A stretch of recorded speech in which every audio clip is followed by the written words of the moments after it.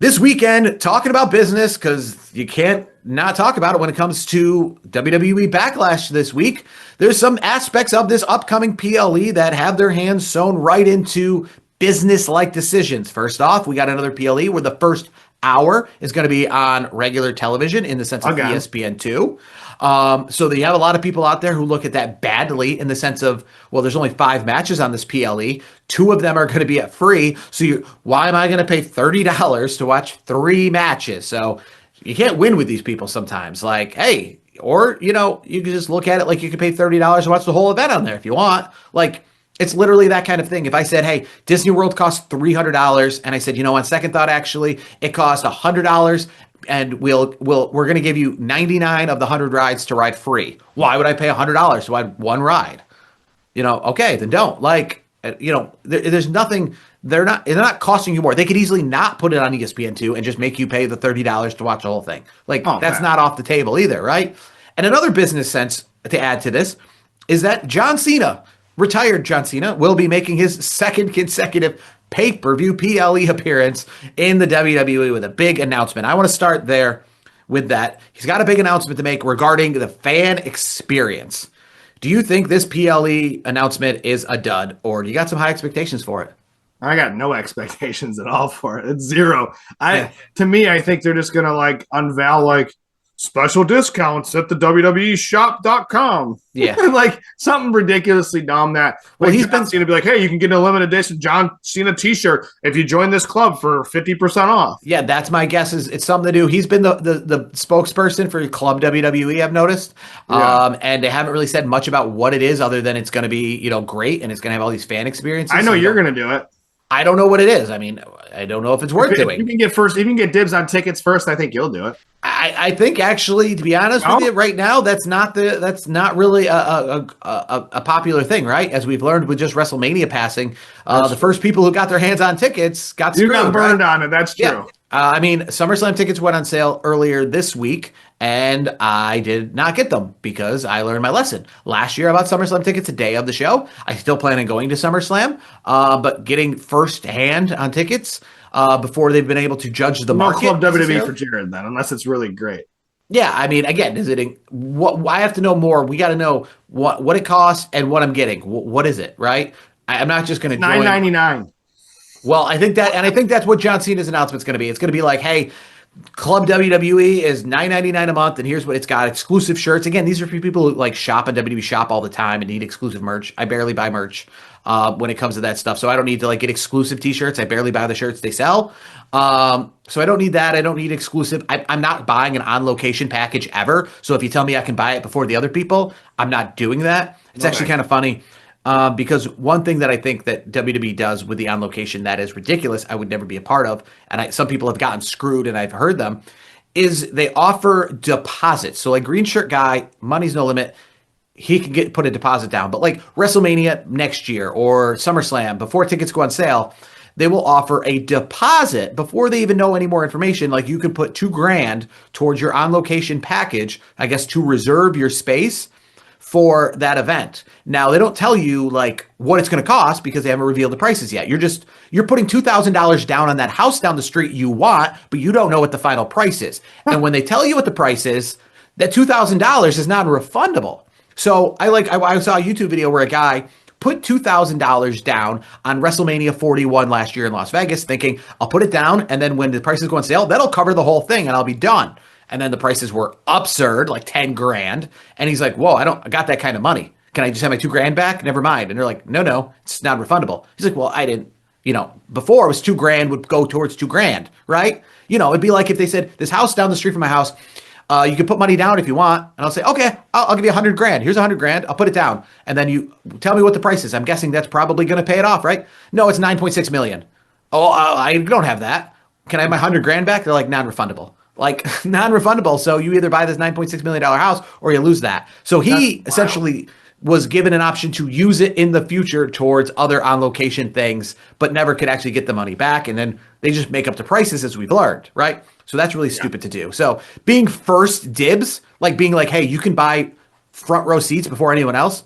Yeah, are you going to tell me how much they cost before I give you my, we'll take your credit card number down and we won't tell you the price, but when they go on sale, we'll charge you automatically and you got them. Like, I need to know what I'm buying first. I don't need to be the first in line. I'm not in line outside a record store being like, I don't know what they're selling. And I don't know how much it costs, but I'm going to get it because I'm not that kind of person. So I imagine it's something to do with, hey, Club WWE is $9.99 a month, but hey, the first 30 days are free thanks to use code John Cena. Like, that's my guess. That is my guess. It's not probably anything. I guess what he said specifically when it's relating to the WWE fan experience, that kind of tipped his hand. Like, okay, well, what else could be relating to the WWE fan experience? Are you giving away WrestleMania tickets? Like, it's just something related to you're going to have more things that are offered. It'll probably be a dud. I'm just going to say I don't think. Maybe it's the opening of finally what we'll be waiting for, the actual physical brick and mortar structure of a WWE Hall of Fame and museum in the United States. That'd be cool. If it's something like that, yes, that would be cool. And then someday fans can go check it out. That'd be cool. I would go with that. I would be happy with the card itself. Right, we only got 5 matches. It's a quick turnaround. WrestleMania was just like last week. It feels like literally like 3 weeks ago. So quick turnaround. Jacob and Roman Reigns. Obviously, that is your main event. I'm not saying Jacob Fatu wins, but I'd be interested if he did. I'm not gonna lie.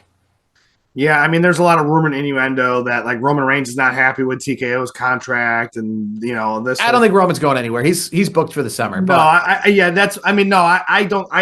pretty much disputed it, like cutting a promo on Raw this past week, where pretty much like, no, I'm the breadwinner around here, kind of a thing. So the internet wrestling community likes to stir the pot. If for some reason he dropped the belt, maybe those rumors were true, but let's be honest, he ain't losing. Roman's going to win the title or retain the title. Excuse me. I just hope if he loses to Jacob Fatu, something happens that creates more intrigue. I guess I don't want to say like similar, but hey, is Drew McIntyre going to come out and cost him? Is that what we're going to get? Like something that's not just he loses and has to like rebound from that for no reason. Because obviously that's the issue in wrestling, right? We have it. We talk about it on the show all the time. Like when you lose, when you put all of your eggs in the basket of Jacob Fatu doing, I can't lose. I need that title. I need to beat you, that kind of thing. And then you lose. How do you come back from that, right? So I guess the best way is he needs to be screwed somehow because he can't just lose cleanly to Roman Reigns and then just move on like, okay, well, I guess I didn't need the title. I kind of exaggerated about that. Like, so you need some more of a follow-up when it comes to that. I hope it's not a narrow-minded story. I really hope. I hope you're right on that. I hope we get something that makes us want more of it.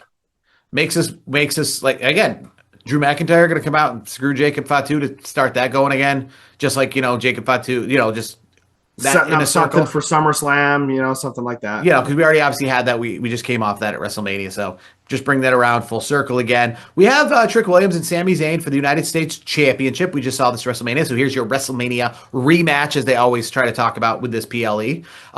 Who do you see leaving here with the U.S. title? Trick Williams. I don't think Sammy's getting it back. I think they're going to start moving Sammy along on that. I think Trick Williams, there's a lot of stock with him right now. I think the fans, he's very over with the fans. Obviously, I would assume his merch is probably doing somewhat decent. I don't know the merch numbers off the top of my head, but he's got to be pushing some merch. I think he's checking all the boxes, cuts a good promo. He's tied in with Lil Yachty, who, that's the mainstream appeal. Well, Sami Zayn, I mean, he's a gingerbread man, though. Yeah, well, I think Trick is TKO WWE's guy right now. One of their main guys. So I don't see why they would take the belt off him. It just wouldn't make any sense. Speaking about selling merch, his PLE debut with the WWE, it's Danhausen with his mystery partner against The Miz and Kit Wilson. Who do you think Danhausen's mystery partner is? I'm going to just take a guess at. I think it's a female, just because my guess is it's going to be somebody kind of unique, right? And I guess male and female that would be unique. Maybe Jordan Grace? No, I was gonna, here's what I think, and there's 2 names that I've seen. One is actually I mean the bettors out there. There's a couple betting sites out there that have put the bettors have said CM Punk is the favorite to take that spot. I could see Punk. I know they got that relationship, AEW and Indies and things like that. But there is another name that's not on there that I could see it working because he's very popular with the fans. How about LA Knight? Yeah, I mean, that could work too. I mean, yeah, I mean, I am kind of, you know, it's funny. Like I I'm know just it's wondering. like I'm thinking like outside the box a little bit. I don't think it'll be outside the box. Really, I really don't. I think it's going to be somebody that can draw. I think it'll be somebody like LA or a CM Punk, you know, one of those guys.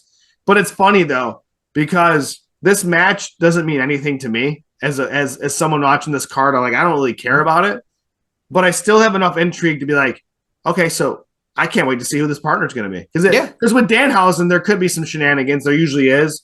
So you might be onto something. It could be a Rhea Ripley. Maybe it's John Cena. Don't do that. Don't stir the pot there.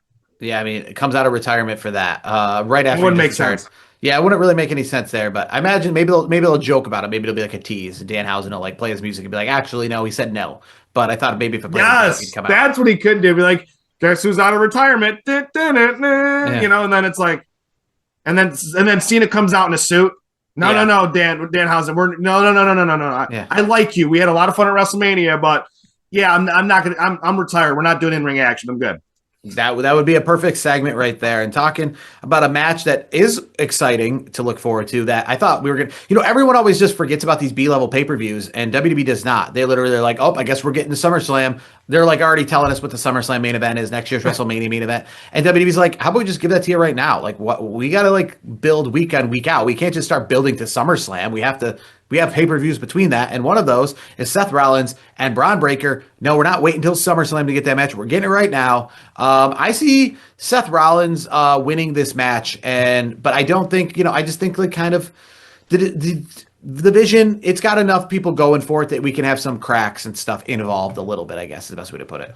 Yeah, I feel like the way they've been building this up, I feel like Seth's going to pull it out. I really do, and I don't think we're going to see the end of this on this weekend. I don't think that's happening. I think there's going to be some more storylines to come, maybe even leading up to SummerSlam between these two. But yeah, I think Steph's going to win the match. Final match on the card, we're going to talk about we got multiple women's champions, U.S. Intercontinental, but no titles on the line.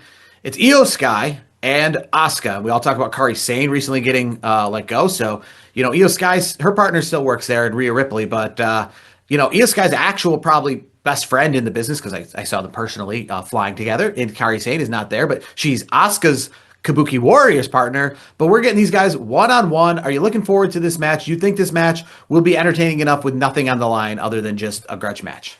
Yeah, I think it's very entertaining. I like both women. I think they're both great workers.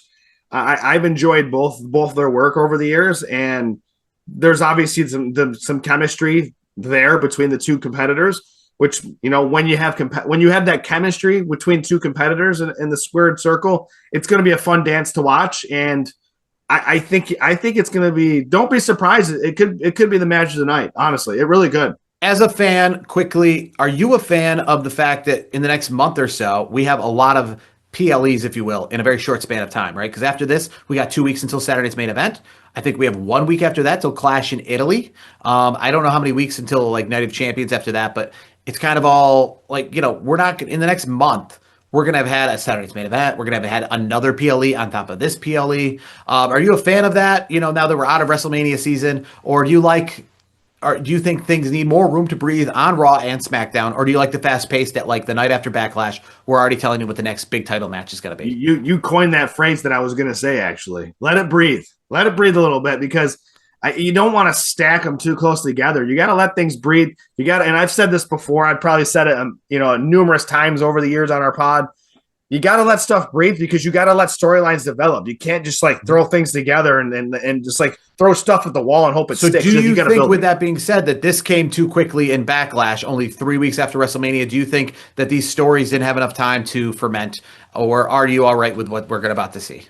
I think the Roman Reigns, Jacob Fatu, I could buy that with the family ties and all that stuff, because that could be long-term storytelling. I think because of the whole bloodline, the whole Samoan dynasty, I think that can work because of that unique situation. Seth Rollins, Braun Breaker, that's been in the makings for a long time. I think that's okay. Trick Williams, Sami Zayn, that's kind of an ongoing thing. I'm okay with that because that's been going on for a little bit. Okay, so to kind of wrap up the show because we're running out of time, you're okay with these specific matches because they've had enough time because they started prior to WrestleMania. So and real quick, Io Sky is going to beat Asuka. I want to put that out there.